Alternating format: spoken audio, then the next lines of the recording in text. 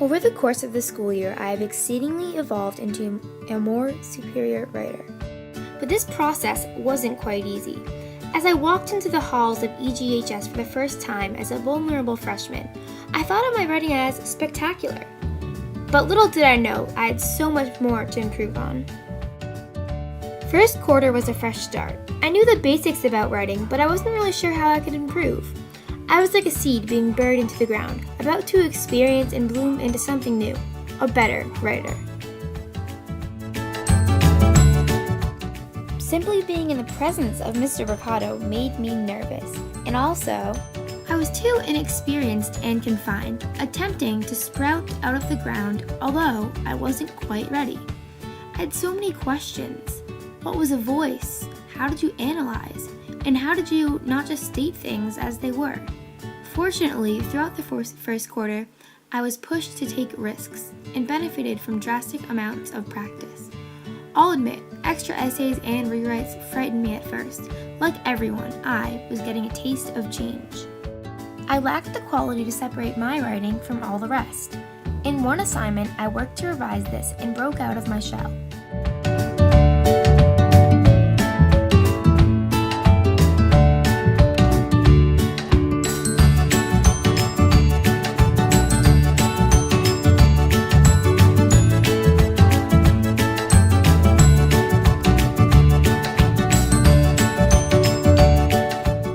I took risks, my writing bettered. But how could I find my voice? Through the abundant amount of work we had to complete, in other words, practice, I found that my voice was already there. I just had to make it more radiant and unique. I also was taught how to dig beneath the surface when analyzing books such as The Catcher in the Rye and To Kill a Mockingbird. I took raging notes about themes, symbols, and connections. By digging deeper, I began to comprehend analyzation, which ended up aiding me to benefit my own writing. At the end of the first quarter, I no longer was a basic writer. I became unique, knew my voice, comprehended analyzation, and through practice, discovered how to state things in an intriguing way. I was finally ready to sprout.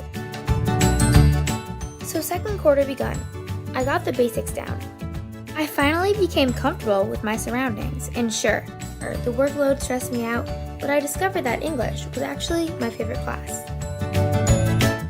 After extremely altering my technique of writing in quarter one, second quarter I mostly focused on practice.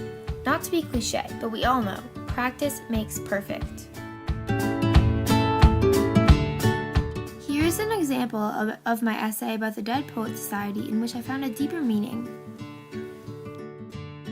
By exposing myself to more and more writing, I begin to grasp the concept of having a deeper meaning behind my essays and assignments.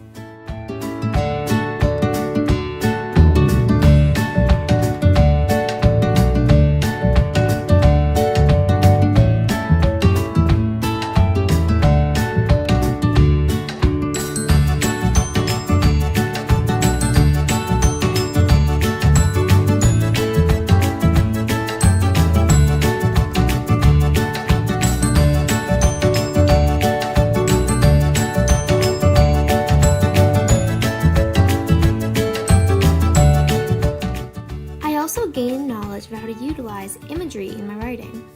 Basically, I discovered the art of painting a picture using words rather than a paintbrush. For example, I wrote, "It was covered in hundreds of lights of all colors, blanketed by all different ornaments and topped off with a radiant and glistening star. Many presents rested below it, similar to skyscrapers towering over hundreds of people in the city. Each present was encased with ornate wrapping paper, encrypted with a name tag, and sheathed with a lavish red bow." See how something as simple as words can paint a story? So I conquered discovering a deeper meaning and how to utilize imagery and description. But still, I was not ready to evolve into a bud. Before I became a bud, there was one thing I had to defeat. There was an obstacle in my path to success, and this was my major deficiency. Unfortunately, I remained a sprout. So I was eager to evolve into the bud of a flower, and I was willing to do anything to conquer my deficiency. My major deficiency was transitions. I was constantly jumpy and random in my writing. which truly affected how my overall piece would sound. I needed my writing to transition smoothly and have paragraphs and sentences fit together like pieces of a puzzle. For example, my Ode to Childhood poem was going in all different directions and in need of smoother A to B transitions. When I said, "When the world was a fair place, in my eyes everyone was as benevolent as an angel," and then continued describing my eyes, saying, "Eyes that didn't judge nor label, eyes that found the best in people, and eyes that webbed rivers," there wasn't a smooth transition, so it sounded very rowdy and jumpy. I also continued to say, "Eyes that sparkled and glistened as I perched upon Santa's throne, when just about everything was as fascinating as life itself." There was no transition between these two lines, and it was kind of all over the place. I needed to discover direction and smooth transitions.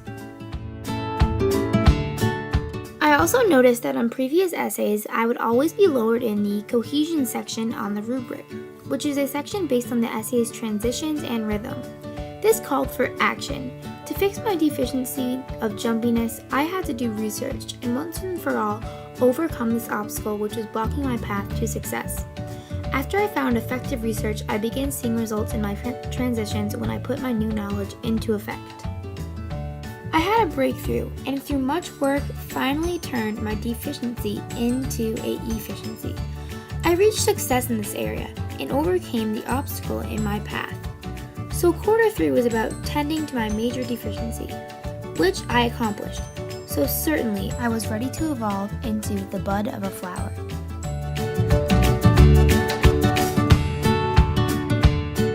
Quarter 4 was mainly about polishing off my writing and working to reach the final stage of my growth. An important skill I learned and practiced this quarter was how to correctly complete a research paper.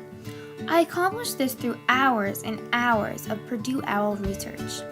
I was able to educate myself with the proper MLA format and become knowledgeable of how to appropriately transition between other people's thoughts and ideas in research papers, and how to give these people credit in a works cited.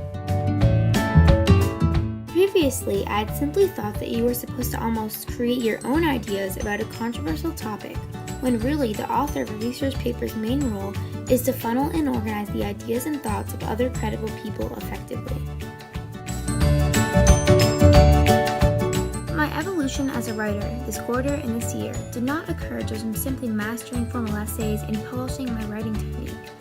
I've not only sprouted as a writer, but I've evolved and developed as an overall person.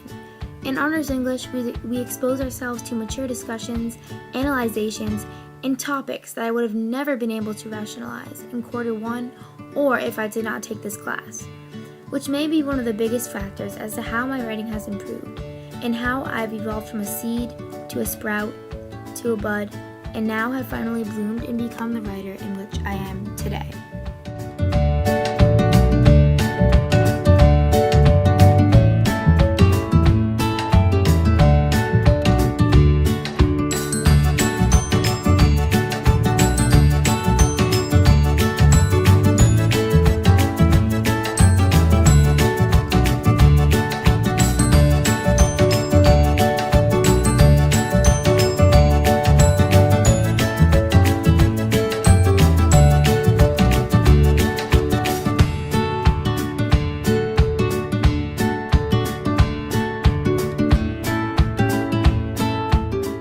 Thank you all for watching, and thank you for allowing me to evolve into the writer and person in which I am today. I have learned more about myself in this class than I have in my entire life, and I have an immense amount of respect for all of you, and I'm going to miss this class incredibly.